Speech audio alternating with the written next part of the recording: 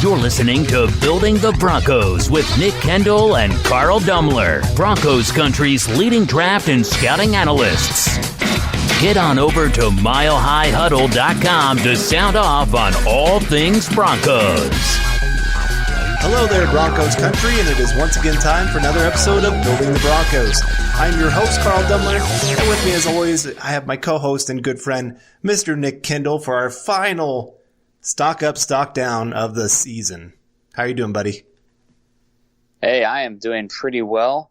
Having to kind of still jimmy the sound situation here, still at my parents' house, and haven't been able to sync up the computer and the sound and all that stuff going together. So on the phone, using Skype, using our software to record it. So hopefully sound quality is good for you guys. It's definitely not. We've come far, Carl, in the last, 3 years now since we started doing this. We've come a long way. And we really figured out a good system there for a bit. We'll be back to that for the episode coming out on Saturday. But today, one more like this and closing out the 2019 regular season. Broncos going 4-1. Things are heading in the right direction. Hard not to be feeling pretty good about this. Yeah, I mean, 3 years ago, 3 seasons ago, they were fourth in the division. Last year, third. This year, second. I think that only leaves one conclusion for 2020. I'm just hoping to go above 500. Yeah, I know what you're saying, but I mean, I want playoffs. But even if they, due to circumstance, whatever, if they go like 9-7 and miss the playoffs, that hurts in the moment. But that's still everything trending in the right direction. I'd say that's on plan. But right. Elway and Fangio said today, we're recording this on Monday, but they said today on their season-ending press conference, the plan for 2020, that this team can make the playoffs. And then Fangio made some smart-ass comment about, well, it depends on the record. Thanks, Vic. We love you. But that's definitely excited about that. If we score more points than the other team, I think we win. Yeah, classic. Good job, Vic. Elway's was better. Do you think you can make the playoffs? Yes. Yeah. All right. There What's you he go. supposed to say? I know. Yeah. Well, yeah. Every team's going to say, yeah, I think we can make the playoffs.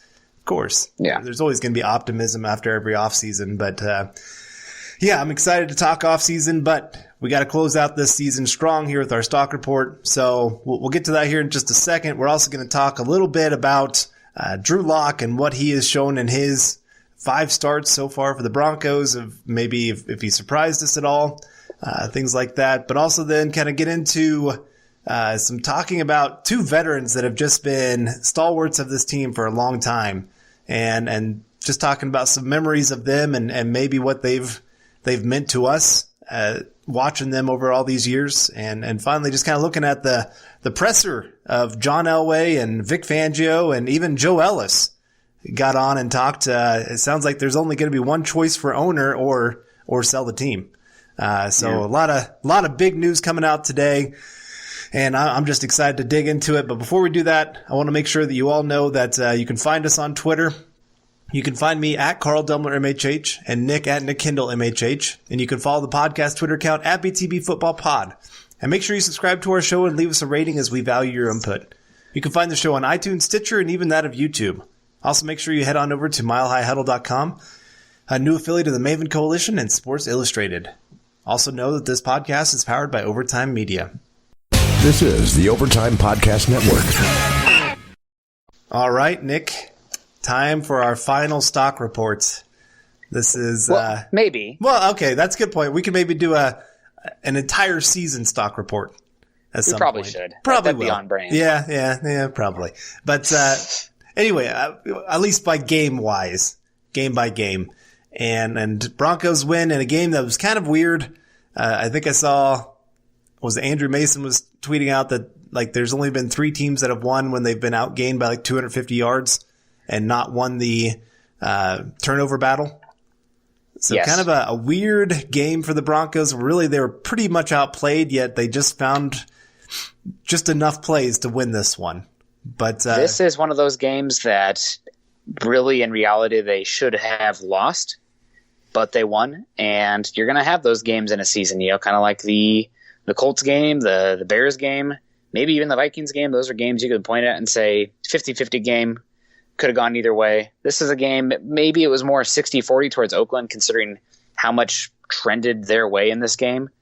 but it ended up breaking the Broncos' way in the end, and that's what counts. I mean, it's very, I would say, similar to the game that the Broncos played. Was it week 5 where they went on the road to the Chargers? And a lot of the statistics point to the Broncos probably shouldn't have won that game, but you have a stop by Kareem Jackson at the goal line and a big play from Sutton, and hey, what do you know? The Broncos end up winning 2 not very good teams, but in the end, one team's got to win. Unless, I guess you can have a tie, but somebody's got to win, and it kind of felt like that game in that regard, where could have gone either way, maybe leaning more towards Oakland in the vacuum, but the end result said Denver wins, and that's what counts. Yeah, I had to laugh that some people were getting after Gruden for going for 2. One, statistics-wise, if you're an analytics guy, going for 2 actually is more successful than kicking the field goal or the extra point and trying to go for overtime. But also, at that point, he knew his team was eliminated. So is it really worth risking the extra injuries to go into overtime for a game that's really not going to matter in the end other than draft placement? So, just some weird things that happened in that one, but there's a lot of players making plays. And I want to talk about the guy that made the biggest play. I think you could say that, Shelby Harris. And, we're talking about guys that this might have been their last game as a Denver Bronco. Shelby Harris might have just made himself too much money to stay a Denver Bronco. Yeah, and reading between the lines, it does seem like Shelby Harris. I know people want to bring him back, and he's probably been – Derek Wolfe was probably the best interior defensive lineman, but he went down, and Shelby Harris has played pretty well down the stretch here. So, and availability matters, as Elway and we've said on here too, but as Elway said today. So probably Shelby Harris is a guy that you'd like to bring back, but it takes 2 to tango. I think he's going to have a pretty solid market out there. And just reading between the lines here, don't quote me on this, but it really does seem like he is somebody who is potentially wanting an opportunity elsewhere. So, could be really wrong on that one. It just seems like the comments from him, from people surrounding the team, felt like that was Shelby Harris's probably last game supporting the Denver or playing for the Denver Broncos. Right. It's and I appreciate what he's done. He's had some really big plays. I think of that interception against the Pittsburgh Steelers. It kind of reminds me of just what happened here. Goal line stand, makes a big play when they absolutely needed it. But again, it comes down to, I know everybody points to the Broncos have all this cap space. Really, it's not, cap space goes quick, or it can. I mean, you can sign as many people as you want, but it's not always the smartest thing. And for a guy like Shelby Harris, is it worth paying him $10 million plus a year for a guy that's mostly more known for his ability to knock down passes rather than actually get after the quarterback? Yeah, offensive linemen would tell you that the defensive linemen that are batting down the passes are because they're not winning as a pass rusher. Right. So that is something, but it's still, especially with the quick pass game today, I think that is a really good skill to have. And if you have a guy who gets the activeness, the awareness that if they didn't win that initial push and they can still be active in the pass game, I mean, that's a unique talent, and that matters. I am curious how translatable it is season to season. Yeah. Some of these statistics kind of tend to fluctuate massively from one year to the next, but it's, hats off to him leading the NFL in that this season, and a good way to cap off his season and the Broncos year, officially eliminating the Raiders. I think they might have been eliminated before that with the Titans, but we'll just call it that because it's better for the narrative. Yeah. Just another good game by him. He really closed out this season really well, just making a lot of splash plays for the Broncos. And especially with all the injuries that happened to the defensive line, for him to stay pretty consistent there really helped them to be able to finish the season strong. So hats off to him. I've seen some people say he's how would you rate somebody? He's one of those guys you'd want to go up and give him a handshake and say, hey, thanks for being a Denver Bronco. Yeah. We'll see what happens there. But my stock up here, he's continued to play great this season. What a find by the pro scouting team there in the Denver Broncos. Jeremiah Attaochu, he has been a former second-round pick of the Chargers, has bounced around the league a little bit, and never really lived up to a second-round billing from Georgia Tech. Long athlete, But, man, has he found a home in this defense? He has been getting after the passer. He had another good game this week. That sack that he had, it wasn't as beautiful as the Von Miller sack, where he kind of just peekabooed and almost like whack-a-mole underneath that right tackle. But he turned the corner, he bent, he got flat, and then was able to corral Carr and get after him. He's been playing great football, and I would love to have him back next year. I do think that it's potentially we could see him have a Shaq Barrett situation where the Broncos offer him a fair contract and he turns it down for the chance to start elsewhere. And then you see a bunch of stupid mainstream media people talk about, well, look how dumb Elway is for letting this guy walk. Well, folks, they offered him a deal more than what the Bucs offered him, but he wanted a chance to start. So I don't know what to tell you.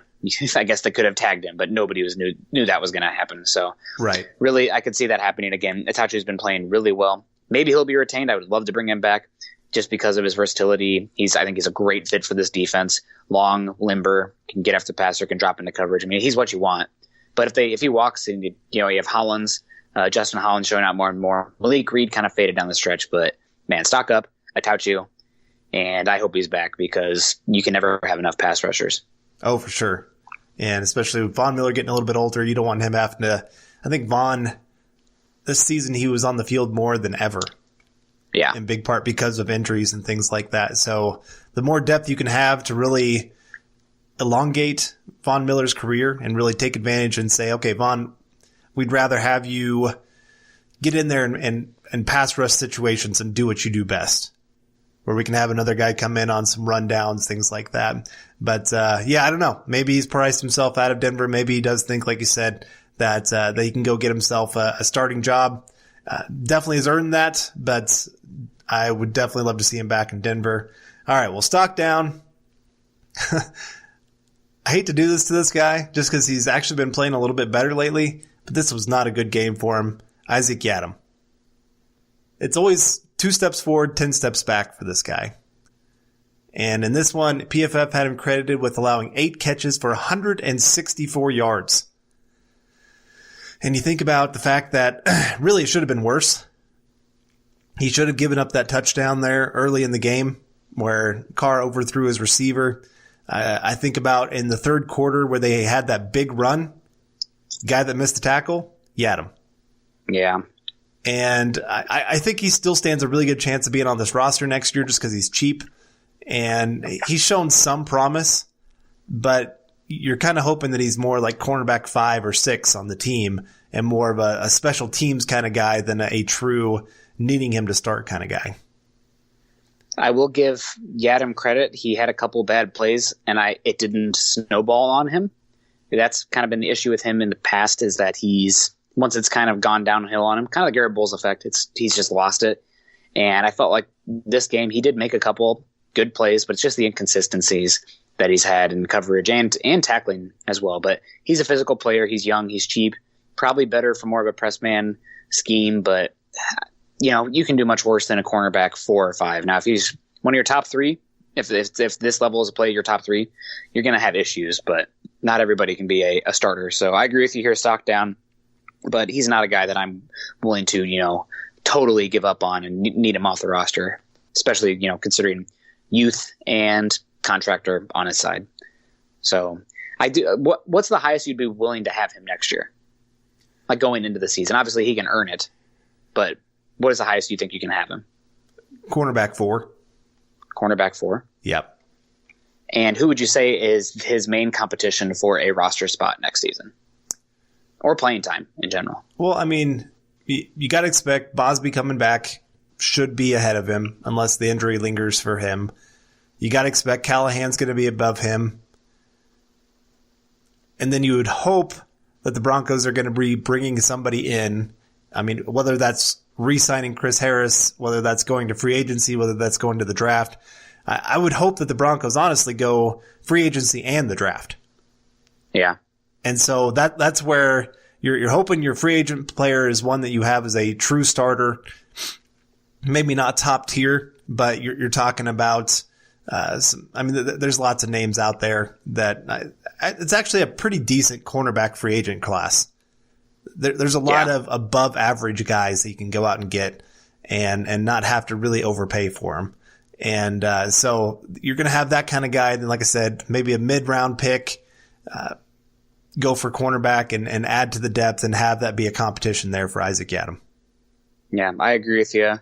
I do think that Callahan is more of I bet you Callahan's going to just simply replace Chris Harris Jr. and you'll have somebody competing with the likes of Bosby and Yiadom on the boundary more so. But I guess I'll ask you, who impressed you more this season, Devontae Harris or Isaac Yiadom? Like who's worth more rostering next season at this point? I'd say Yiadom. I probably would too. Just because what you saw with Harris is a guy who started out strong and seemed to really tail off to the point where they had to bench him. Where Yiadom, it started out as really struggling to the point then, at least the last few games, looked better. Looked like a guy that had gotten a little bit of confidence back. Looked like a guy that understood what he was being tasked to do. Yeah. Yeah, I agree with you there. So stock down for me here. Jake Rodgers played right tackle. I know that you said that Pro Football Focus had him rated really highly, and that kind of blows my mind. I haven't gone back and watched, I don't even think the All-22 is out yet, the coach's film. But watching the game, I felt like Max Crosby was absolutely just obliterating Rodgers on a consistent basis. I mean, they kept talking about the story where, hey, this guy's been cut 13 times. It's a good story, but there's probably, the game, from what I saw, validated a reason he's been on and off rosters throughout the league so many times.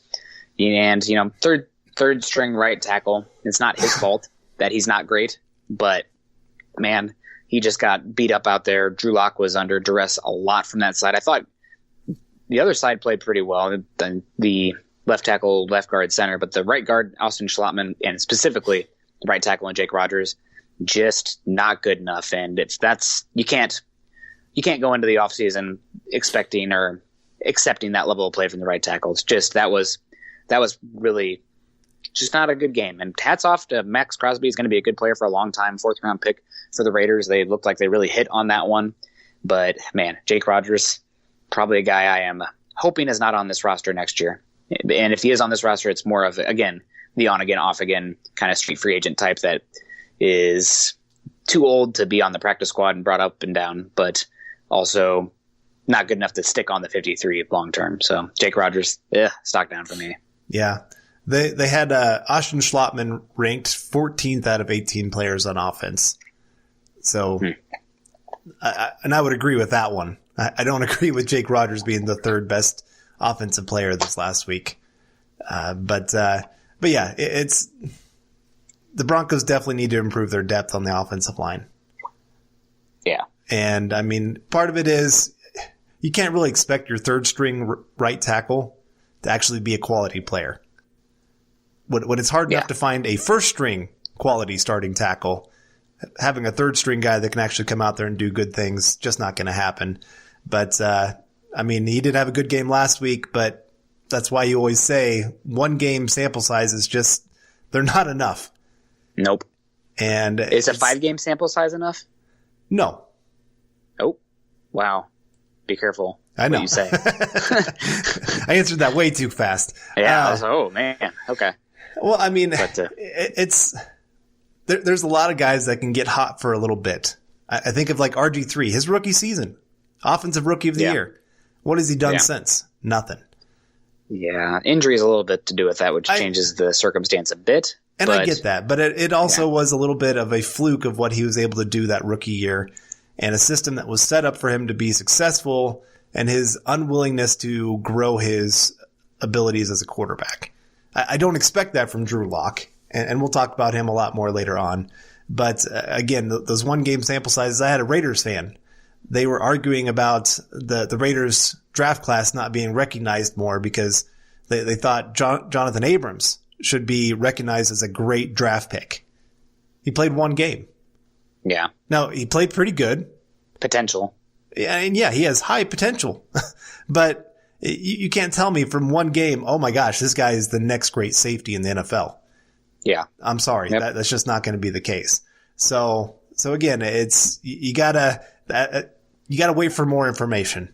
And sample size is key. Yeah. But talking about a guy that maybe his last 2 games helped really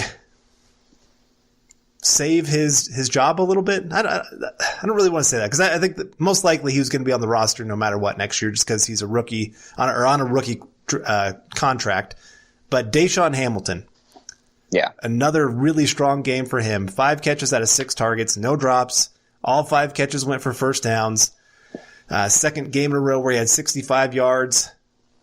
And just seems like he's really built some really nice chemistry with Drew Lock. Yeah, I agree with you a lot on this one. I'm with you in regards to what he's done. I mean, again, what's a 5-game sample size? But ever since the transition to Drew Lock, he has been better in so many aspects. I mean, he's getting more involved in the offense. He's getting better yardage per target and reception, which a big complaint I had, or just a critique I guess I had with Hamilton last year, is down the stretch he was getting more involved in the offense, but it was just such a non-explosive part of the offense. You know, he catch the ball, I think it was almost like 3 or 4 yards per reception, which is not, or per target, which is really, really not good. I mean, that's like talking about, you know, super non-dynamic dump off to a running back kind of numbers there. So he was definitely better than that down the stretch. And the biggest thing for me with Hamilton is that, you know, Sutton, he's a little bit more of an explosive player for them. He's not the fastest, but that doesn't mean he's not explosive down the field kind of guy. He's a galloper. He can cover ground quickly. And Fant, same thing. You know, he's a lot. No, I think Fant is probably, I looked at it today, I think he's one of the top 5 in terms of yards per reception of any player in the NFL, you know, explosive options.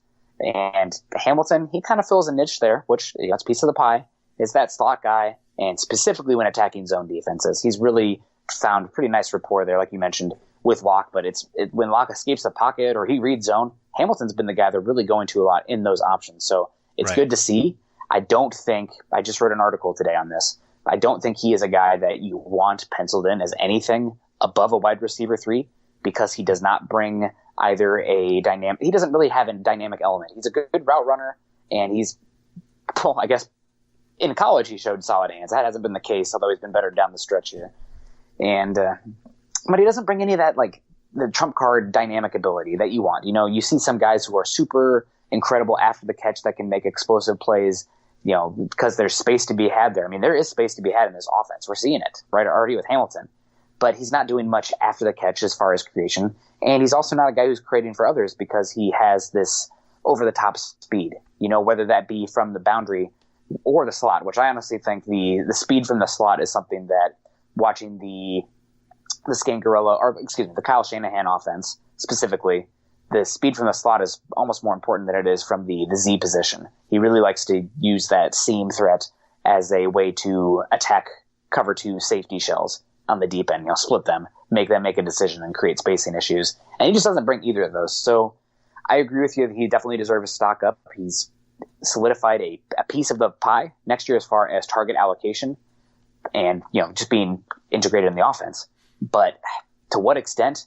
You can't feel good about him being anything beyond a wide receiver 3.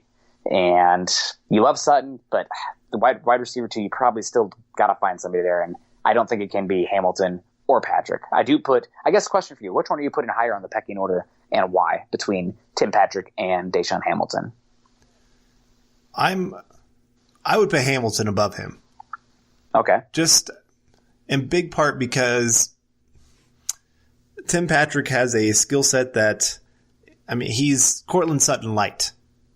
Yeah. And he's not quite the route runner that Sutton is. He's not quite the dynamic player that Sutton is. He doesn't have the hands that Sutton has.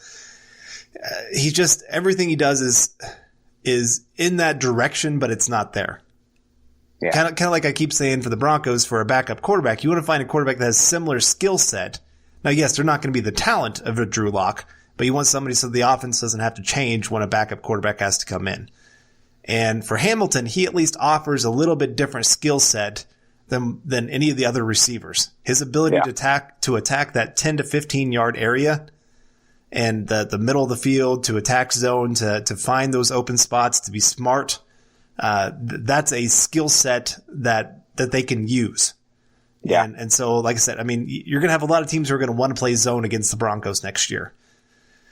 They're going to have a lot of probably dynamic players. They're going to try to find a dynamic receiver. And also just with an athletic quarterback, a lot of times you want to play zone because you want your your secondary players facing the quarterback in case they try to take off running. And so I do think Hamilton's going to have a bigger role than what Tim Patrick has next year. All right. I don't need to echo everything you just said, but I agree with you. It's because Patrick may be equitable in terms of the overall talent, but wide receiver isn't wide receiver. I mean, Wes Welker and Randy Moss both are listed as wide receivers, but they couldn't be any farther from what they do and how they win. So you got to think about it as how these different skill sets kind of mesh together to give you the best chance to win. And I agree with you. They don't have a guy like Hamilton on the roster right now. So hopefully they can find a wide receiver too that either brings more yak ability or true speed. But Hamilton, I agree with you, stock up, been better down the stretch, and definitely has earned at least a solid role going forward. Stock up for me right now, a guy that I said in the Scouts I preview that I was concerned about in this game, and I just want to highlight him for the really tough headsy play. Trey Marshall, backup safety, got the starting nod after Kareem Jackson was suspended over the final 2 games, and not the best player, not the most dynamic athlete, not exactly what they want from that safety position, because you got to have safeties that can cover. I mean, really, they got to have almost some cornerback skills because they're going to drop them down from time to time and rotate coverage and try to just confuse things and be very versatile in that back end. And that's not really Trey Marshall. He's more of a classic thumper, but that play he had where he stripped the football, I mean, hats off to him. I thought this was a game where if the Broncos lost, he was going to be a big reason why, because he's not the most versatile guy, not the most dynamic guy, but that turnover, that was just, intelligence and determination, and that was a huge turning point in the game. So stock up for me for Marshall. That those intangibles, those things carry over, and even if he's never going to be a great starter, you want guys like that can do stuff like that. So quick question for you. If you didn't know the records of either team yesterday, and you knew one team was fighting for the playoffs, which team would you say was fighting for the playoffs? I think Denver would have been, because they played much more disciplined football. I mean, Raiders were just all over the place. I mean, they were like trying to get into fights. It just did not seem like a team that was you pulling the rope all in the same direction. Yeah. I was thinking about just like a lot of those fumbles. Where they just stopped. They're like, oh, ball's on the ground, I'm not going to worry about it. I mean, of course, the Drew Lock play, if the Broncos didn't recover it, they would have been able to challenge it and probably win that. But still, like, you're fighting for the playoffs, and you're not telling your players, get on every single ball. Don't be stupid out there and get stupid penalties. And yet they're going out there doing all the things that really you would expect a team that's not competing for the playoffs to do. So, yeah, I just wanted to talk about that, because Trey Marshall made that huge heads-up play, not only to strip the football, but get up, obviously pick it up, take off running. Just huge turning point for that game. Yeah, I feel like their identity in their heart is probably that run game with Jacobs, and once he was out, they just didn't have that anymore. And obviously Darren Waller killed it yesterday. Great athletic tight end. He's going to get his from time to time.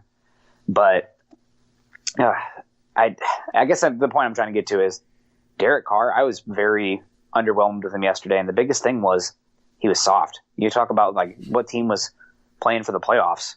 Derek Carr, there was chances where he could go out there and make plays and maybe try to do something. He's just tossing it away when guys are 5 feet from him, and it's just like, man, that dude, he's not playing like he wants it. It's not Cam Newton not diving for a fumble in the Super Bowl level, but it makes you question the competitiveness and the toughness. Right? Yeah.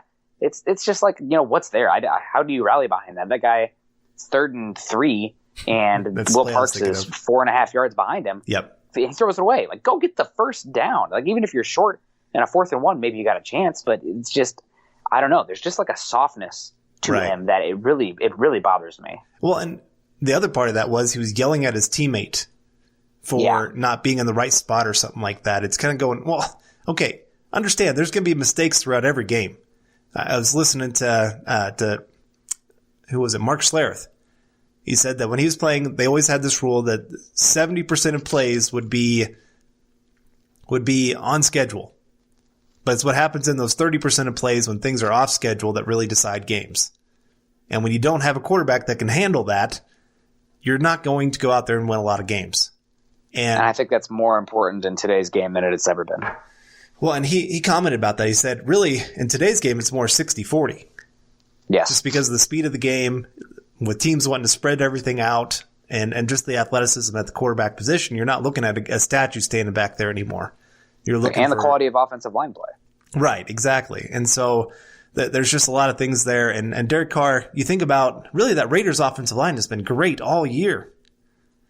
And yet he won't hold on to the football. He won't push it down the field very often. When he does, it's a very rushed throw. It's why that timing on there in the early part of the game where it should have been a touchdown,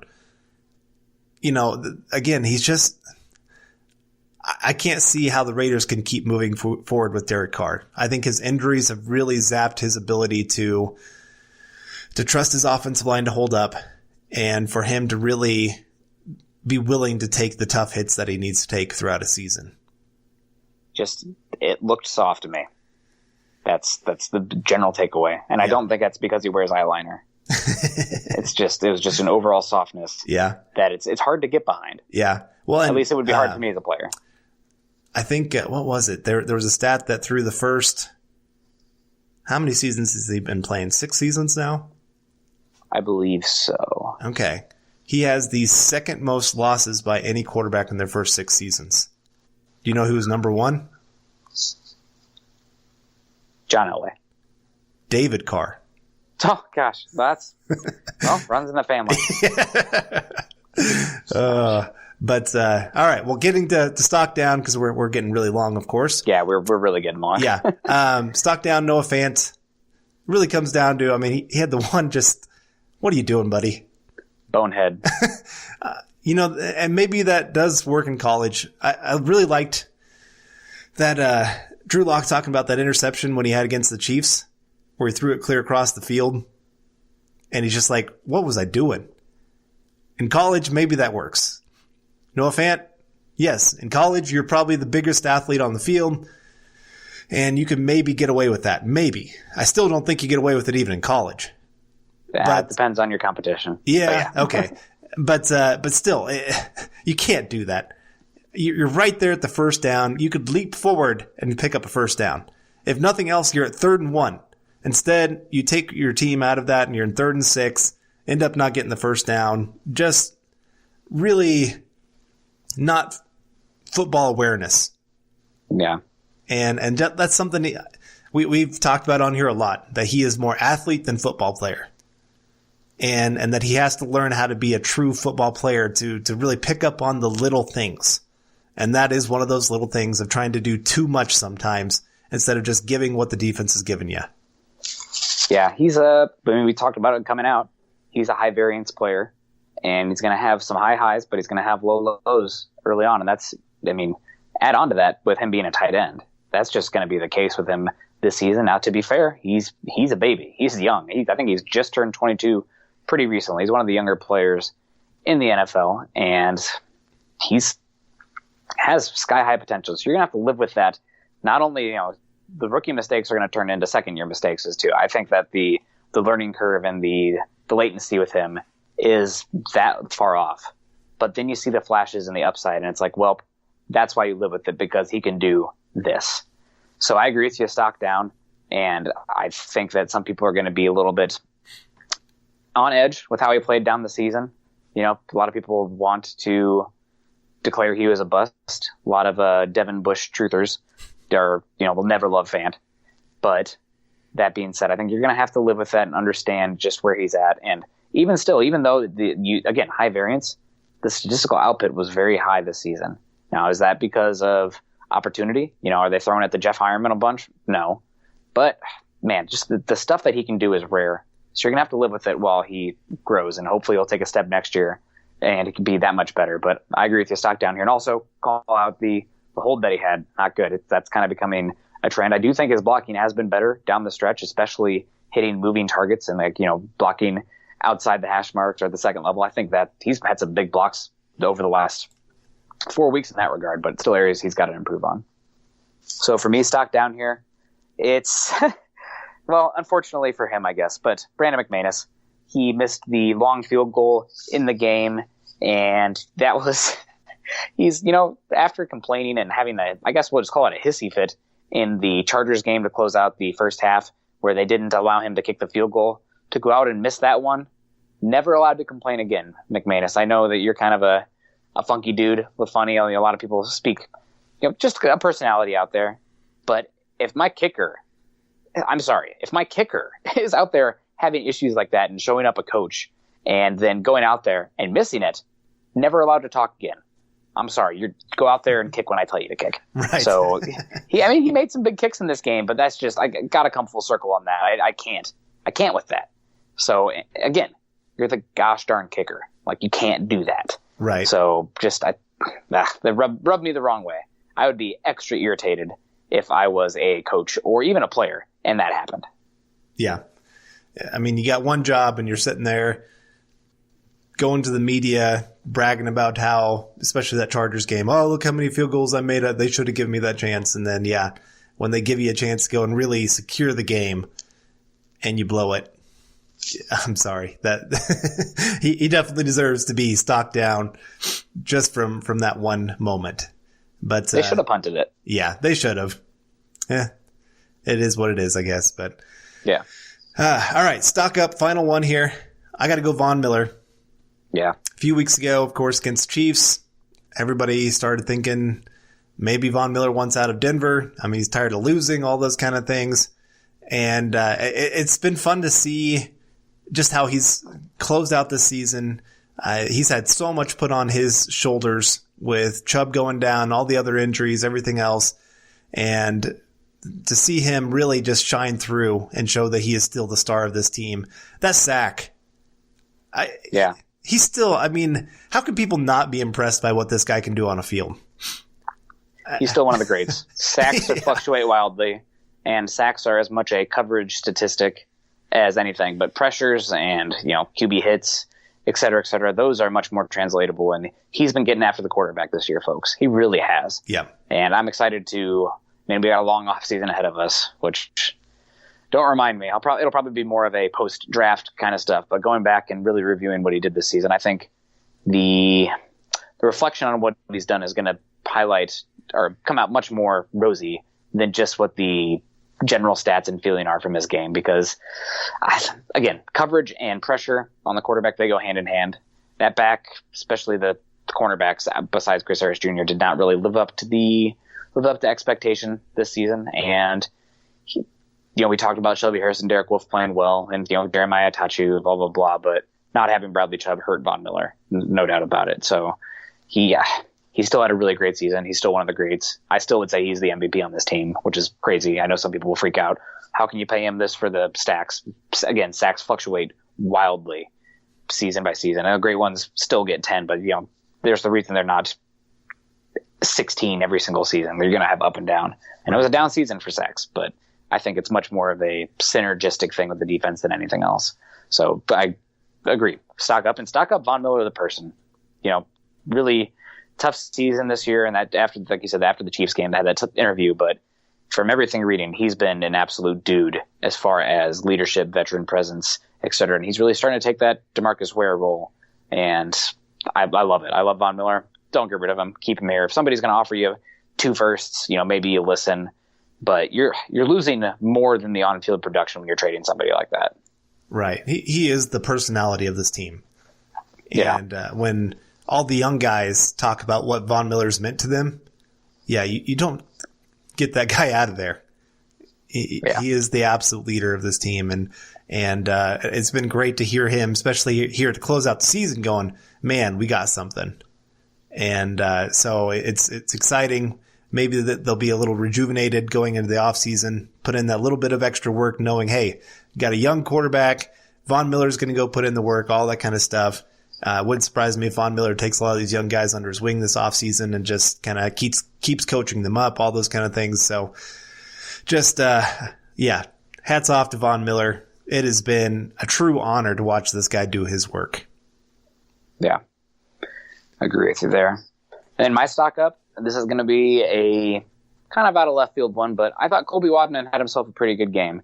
Coverage units played pretty well. He was booming them a few times. Is he a guy that still needs to be at least challenged for his punting role next season? Duh.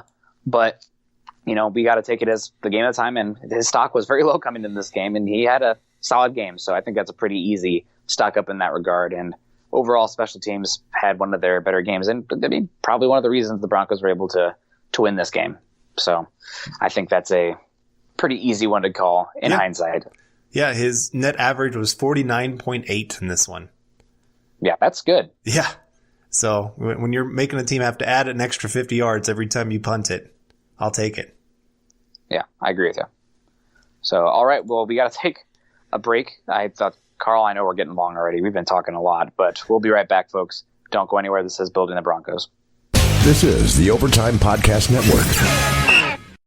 All righty, and we are back on Building the Broncos. I'm Nick Kendell along with Carl Dumler.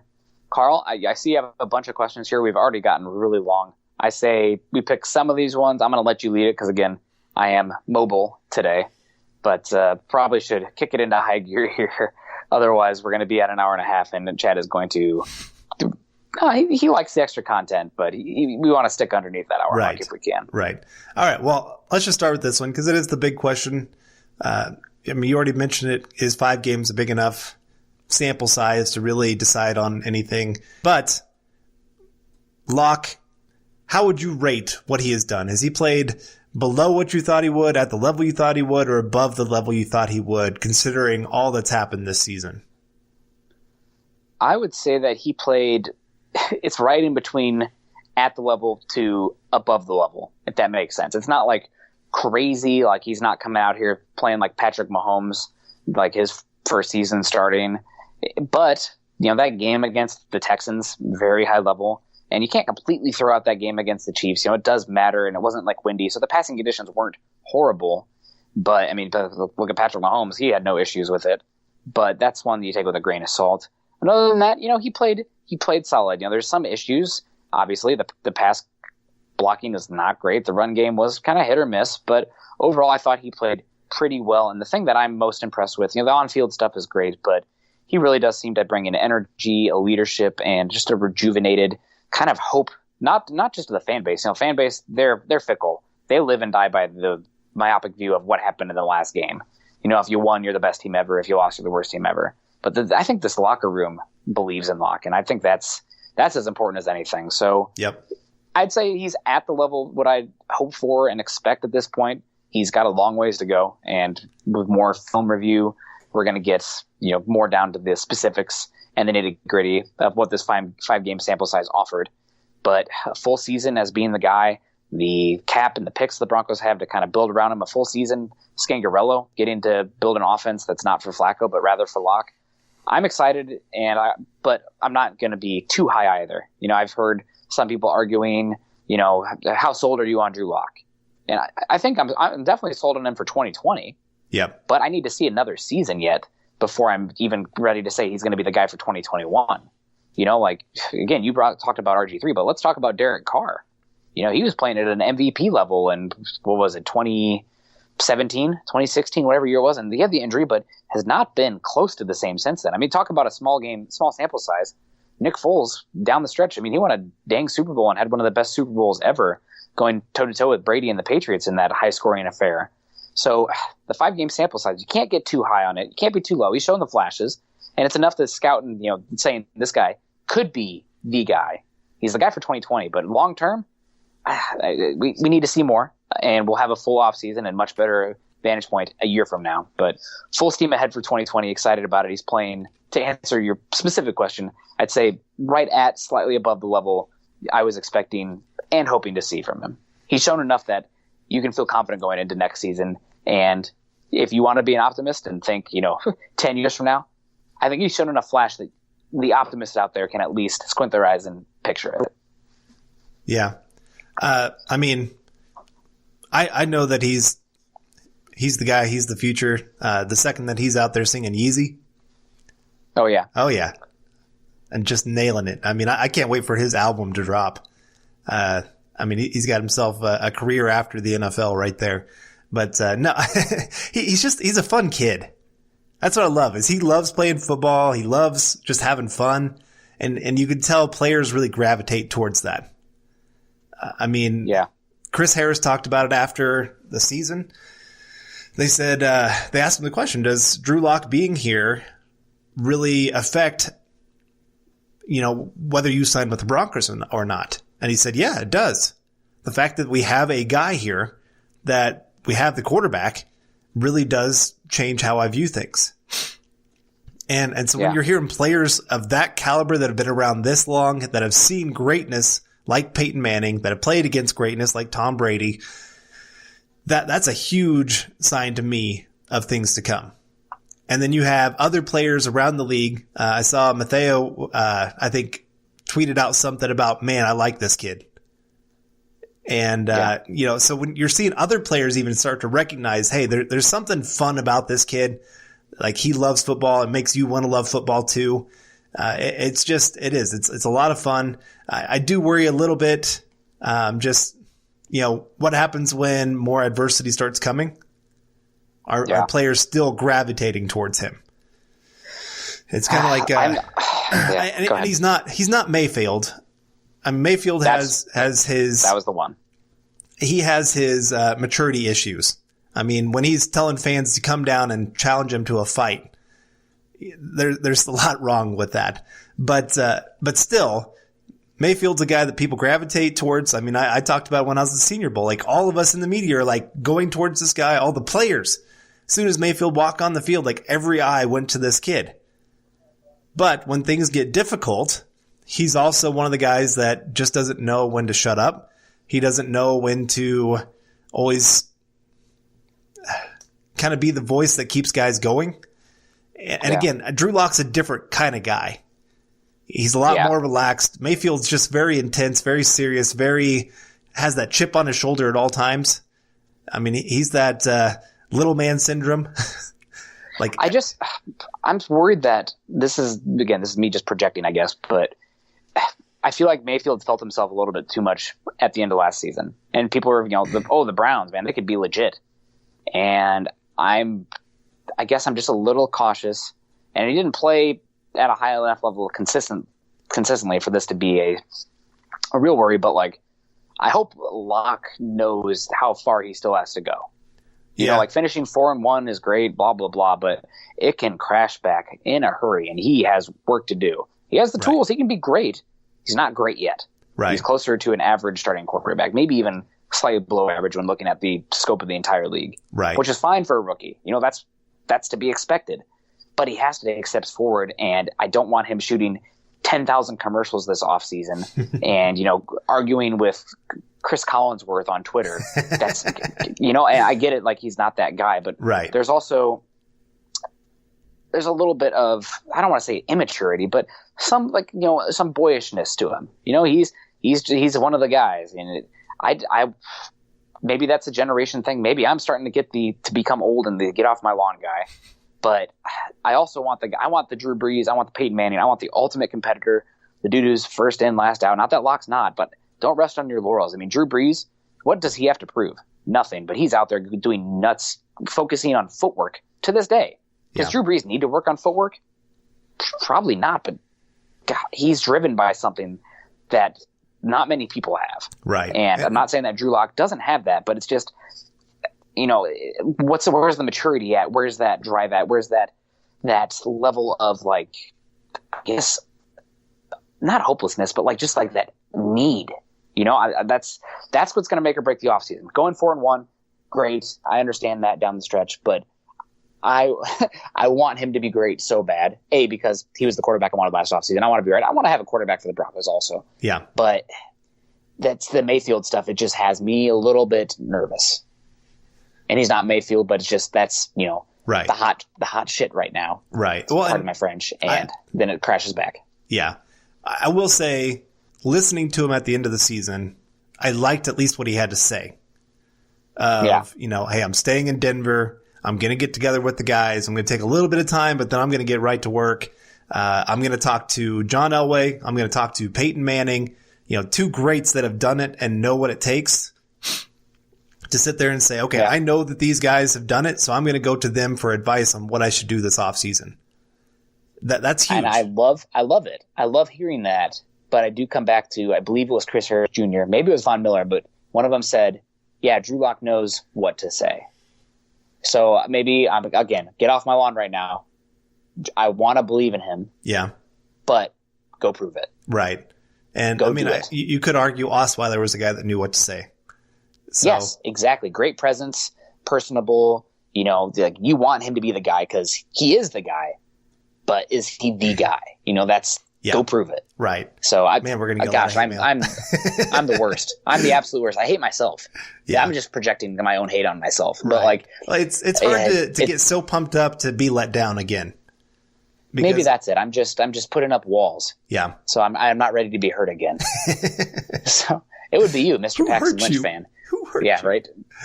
It's honestly, I'm still hurt by Josh Rosen, but that's something we can come back to another time. Yeah, That's we've learned.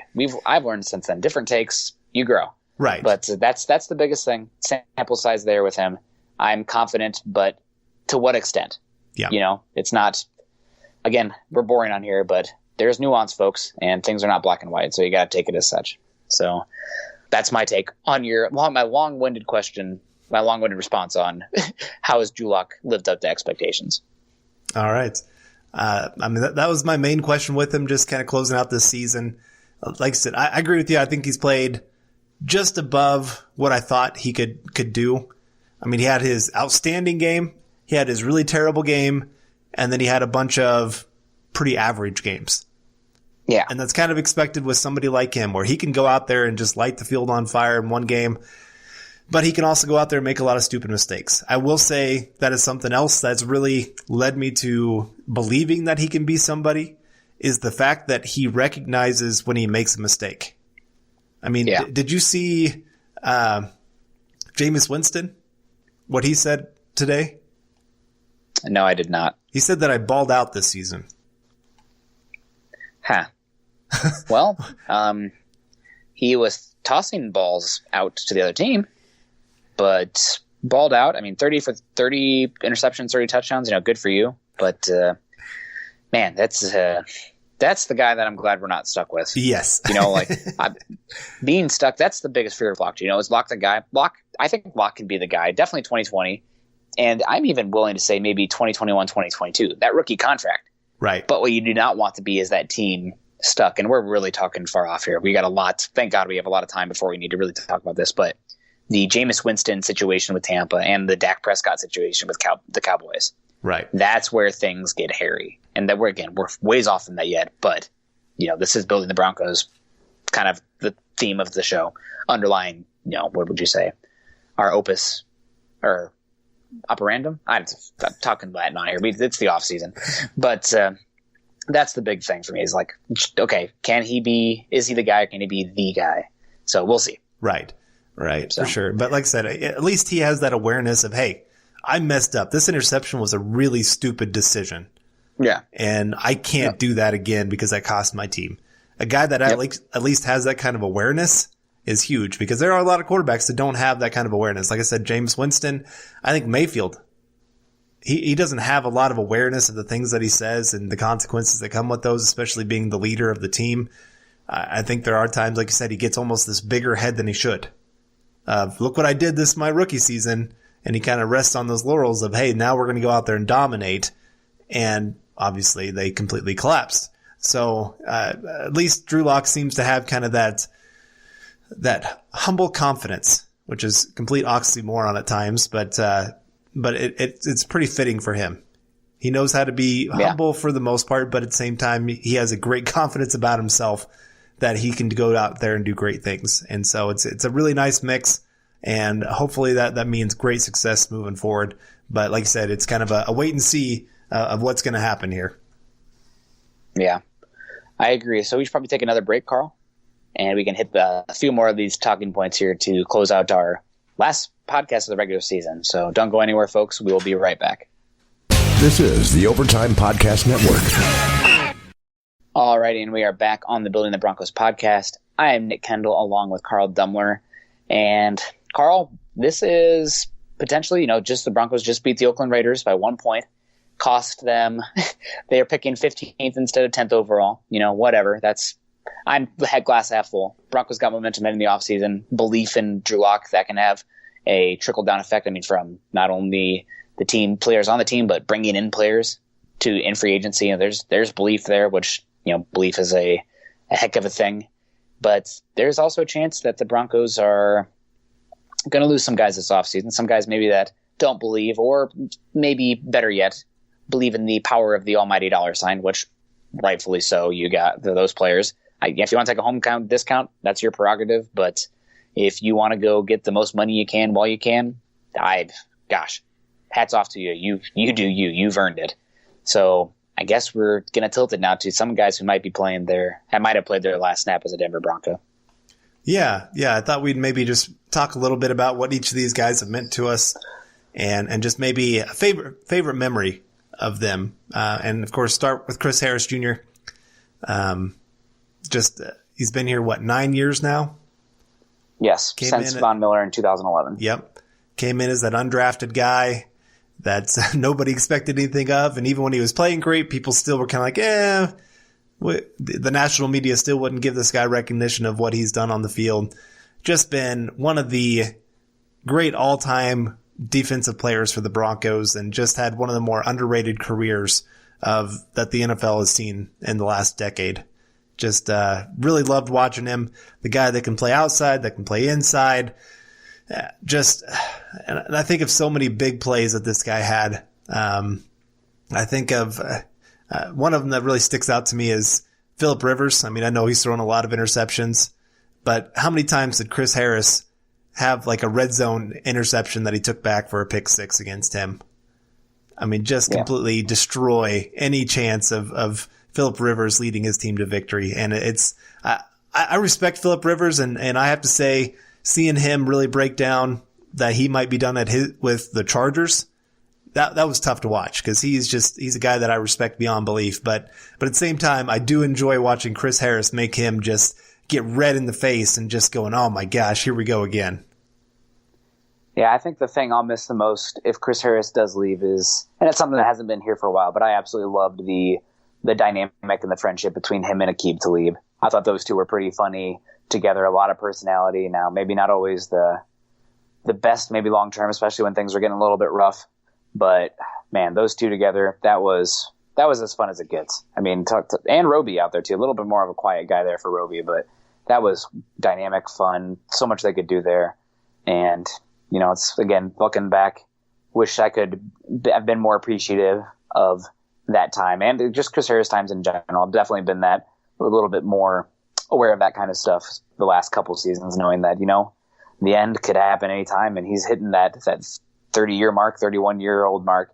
So, appreciate it while it's here and try to get the most out of it, but also, not be too nostalgic where you're making dumb decisions and, validating or vindicating guys that aren't playing the best.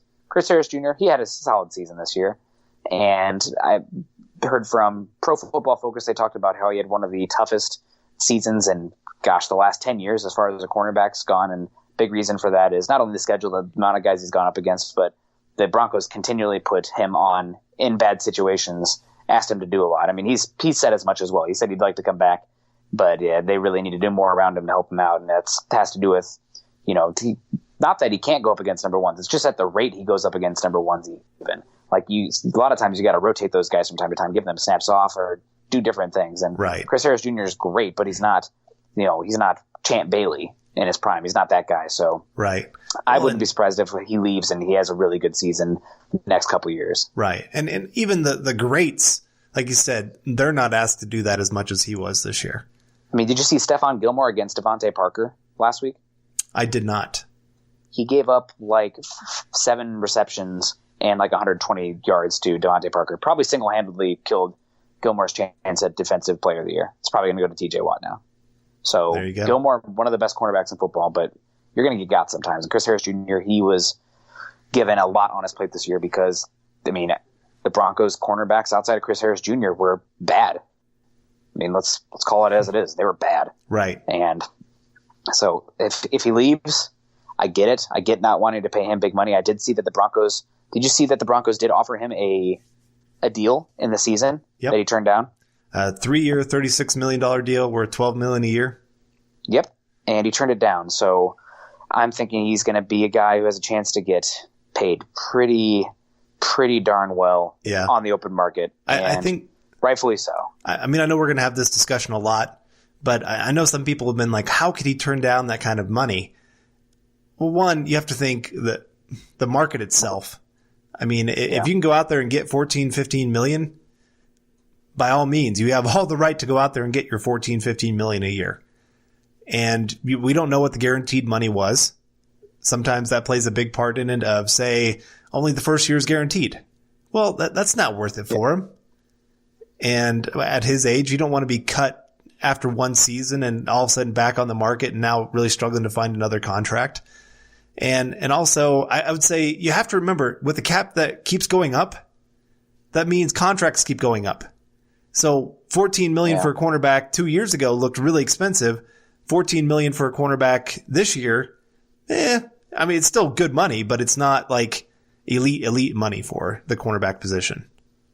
Yeah. And again, got to see what's going to be on around him. And players didn't know what Drew Lock was going to be. You know, when they offered him that deal, it was probably around the trade deadline. This team looked like it was going nowhere fast, and Drew Lock was a complete unknown. Now the circumstances have changed. So we'll see what it is. I do think Chris Harris Jr. is probably gone.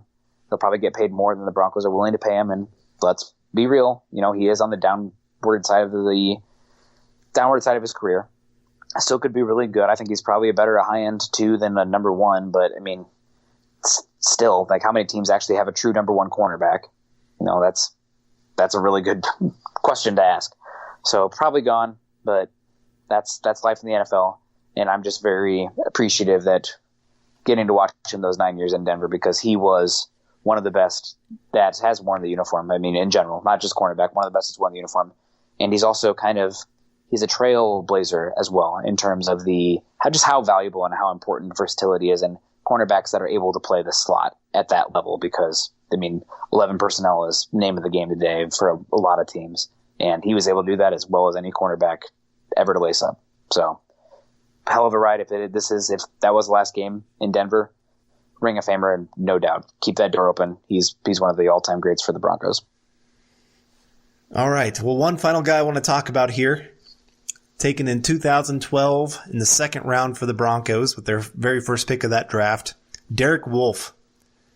And, I mean, just been one of the great leaders on this team, I would say. One of the guys that's really held people accountable from day one. Still does. Just really, I remember a story that he talked about of some of the young guys walking and him coming up, chewing their butt, telling them, we don't walk around here. That's not what champions do. And, you know, just that kind of attitude is just something that's rare.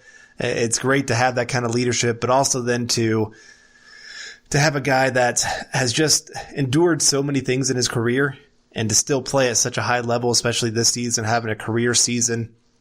I still think about, I mean, there for a while, some people were wondering if he was going to keep playing. What year was it? Was it 2013 when he got that neck injury? Well, he was having the seizures and stuff too. Yeah. So that was really scary. That's beyond football. I'm really glad that is in the past. Right. And so to go from that to just, like I said, having a career year, just playing through a lot of pain at different times. I mean, separated elbow this year, or dislocated elbow. Oh my gosh.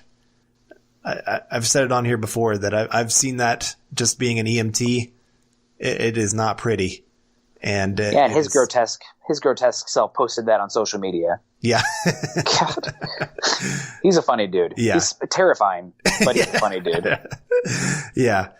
So if this was his last game, truly one of my favorites that I've got to watch of the Denver Broncos. Just a true lunch pail guy, come to work, put in the work, just has put it all on the field. And it wouldn't surprise me if he maybe made that decision to retire, but it wouldn't surprise me either for him to make that decision. I'm going to keep playing for a few more years. And a guy, if the contract's right, the Broncos would be smart to definitely bring back. I think if there's anybody that has a chance to be back on this team for a quote-unquote discount, it's Derek Wolfe. You know, he talked about how much he liked Bill Kollar multiple times. I mean, apparently him and Bill Kollar, those guys are each other's dudes. And he talked about how much he loves this Vic Fangio defense. I mean, we saw it this year. He was beasting against the run early on, and then the sacks started to get in there as well. And loves Denver. And again, another guy. I mean, you saw what Vic Fangio and this defense could do let's call it as it is. I mean, the scraps that they were playing with to close the season, guys who are fighting to make the 53 in the future, let alone, starters. And you can get better players like that. I mean, I know that there's the injury history. How often does he actually play a full 16-game schedule? But you need depth in the defensive line. You need leadership on this team. And I think Wolf is that kind of guy. So yeah, I don't want them to offer him something that is disrespectful by any means. But I think he's a guy that you're going to get probably good production per dollar.